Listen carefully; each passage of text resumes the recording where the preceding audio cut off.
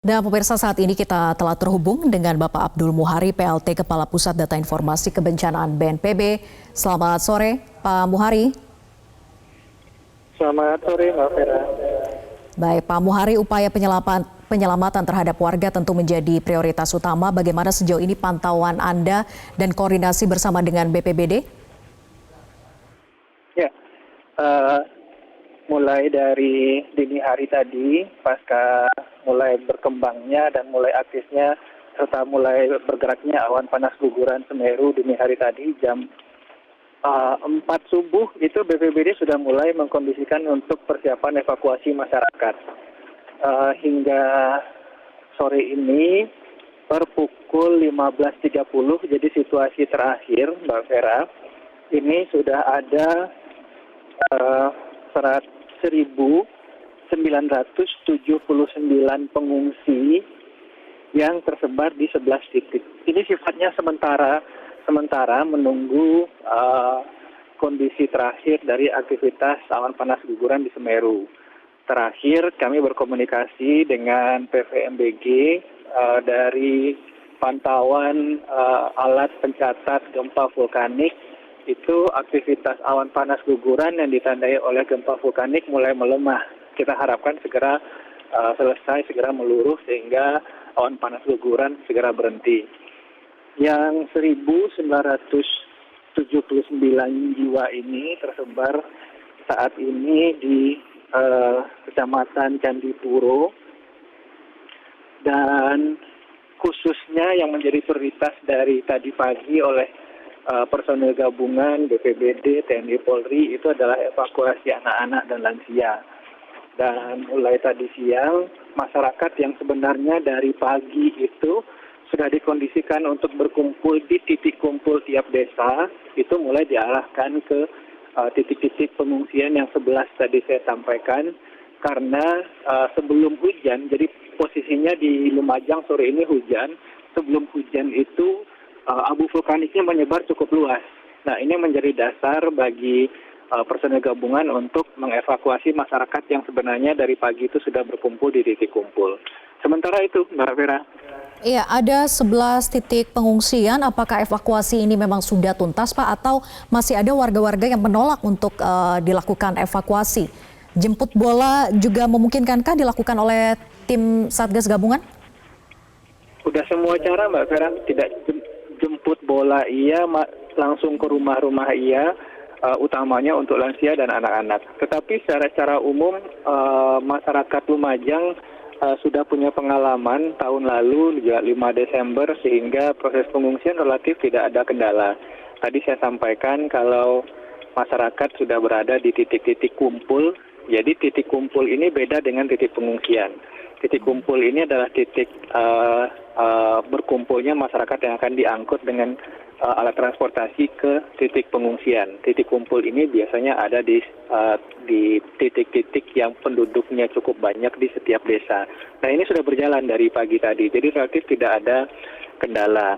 Kemudian juga BPBD sudah membagikan 10.000 lembar masker medis, 10.000 masker kain, dan 4.000 masker anak. Jadi secara umum dari komunikasi kami juga dengan perangkat pemerintah Kabupaten Lumajang, sejauh ini proses evakuasi masyarakat lancar dan distribusi masker juga relatif di tempat-tempat pengungsian sudah diterima oleh masyarakat, Mbak Vera. Baik, tapi pantauan kondisi kesehatan masyarakat di titik pengungsian saat ini seperti apa? Mengingat juga sempat menghirup begitu ya abu dari awan panas guguran ini.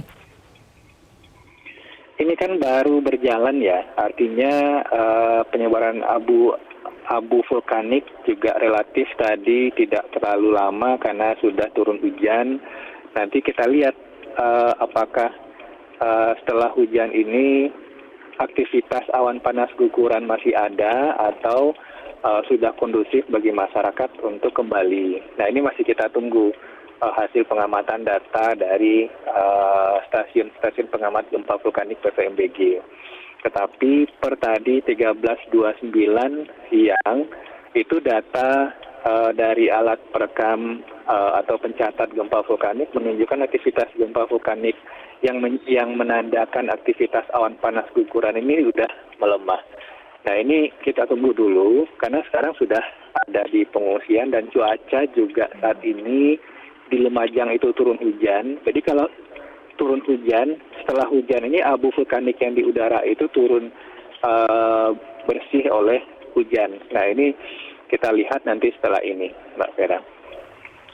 Baik, kita harapkan warga juga tidak ada yang mengalami gangguan kesehatan gitu ya, terutama pernafasan karena sempat menghirup abu tadi. Tapi bagaimana dengan kesiapsiagaan tim medis di sana, khususnya di titik-titik pengungsian, ada 11 titik pengungsian tadi Anda sampaikan?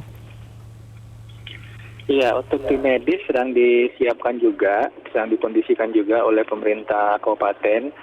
Tetapi sekali lagi, ini melihat kembali kondisi Semeru. Jadi kalau misalkan nanti gempa vulkanik yang mencirikan aktivitas Semeru ini sudah selesai, artinya masyarakat sudah bisa pulang. Nah ini yang kita tunggu dulu. Jadi saat ini masyarakatnya sedang di pengungsian dan saat ini sudah turun hujan. Setelah hujan itu abu vulkaniknya sudah akan bersih. Artinya ini sementara kondisi kalau saya simpulkan ini terkendali. Dan masyarakat sudah aman di titik-titik pengungsian. Dan ini nantinya kita masih menunggu dinamika di lapangan. Apakah harus masyarakat tetap berada di pengungsian malam ini? Nah ini berjalan asesmen tim di lapangan, tim reaksi cepat untuk asesmen kebutuhannya. Apa yang kira-kira dibutuhkan oleh masyarakat di titik pengungsian kalau harus stay, kalau harus tinggal malam ini. Kalau tidak, bagaimana skenario-nya. Demikian Mbak Vera. Iya, Pak Abdul Muhari, memang kondisinya sangat situasional dan dinamis. Tadi juga kami sudah berkomunikasi dengan Kepala PVMBG dan bahkan yang dikhawatirkan jika terjadi curah hujan yang dengan intensitas tinggi maka dikhawatirkan adanya lahar yang terjadi begitu ya, ada banjir lahar. Nah, bagaimana juga untuk antisipasi potensi bahaya-bahaya semacam ini, apakah ada titik pengungsian alternatif yang sudah juga disiapkan? Titik pengungsian tentu saja kita melihat berapa orang yang harus kita ungsikan. Sementara di tempat-tempat yang kita anggap mungkin berpotensi terkena awan panas guguran ataupun kemudian banjir lahar dingin, karena baik awan panas guguran maupun banjir lahar dingin itu satu das yang sama, daerah aliran sungai yang sama yang kemudian mengalir ke desa Besukobokan. Jadi kalau misalkan masyarakat yang kita anggap berpotensi terdampak api sudah kita ungsikan, artinya ini juga masyarakat yang sama yang harus kita ungsikan kalau ada banjir lahar dingin.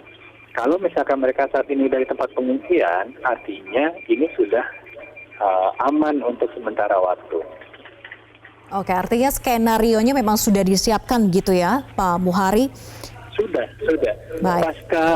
Terus saya sampaikan, pasca letusan tahun lalu, itu sudah cukup banyak intervensi dan mitigasi yang kita siapkan. Sudah ada rencana kontingensi, sudah ada rencana operasi, titik pengungsian tiap desa sudah ada berdasarkan kebutuhan jumlah pengungsi di daerah itu. Kemudian siapa yang harus mengkomando evakuasi pada saat darurat di tiap-tiap titik itu sudah ada, Mbak. Ya, saat ini kondisinya masih dipantau terus aktivitas dari Gunung Semeru. Jika memang malam ini sampai harus menginap di titik-titik pengungsian ini, apakah memang kondisinya sudah layak untuk diinapi oleh 1.979 pengungsi ini, Pak Muhari? Iya, saat ini kebutuhan logistik secara umum atau dalam untuk kebutuhan 3 kali 24 jam pertama saya rasa bisa. Artinya dan sekali lagi tentu saja tim asesmen di lapangan kan juga tetap bekerja. Artinya kita tidak akan menunggu kebutuhan itu habis dulu baru kita siapkan. Ini timnya sedang berjalan, Mbak, di lapangan. Jadi kebutuhan asesmen kebutuhan itu berjalan terus dan menyesuaikan dengan dinamika yang ada di lapangan. Jadi kalau misalkan nanti dinamikanya mengharuskan masyarakat tetap harus di tempat pengungsian, maka gudang-gudang logistik yang ada sekarang di BPBD itu tentu akan kita keluarkan. Baik, terima kasih Pak Abdul Muhari sudah bergabung bersama kami di Breaking News Metro TV. Selamat sore.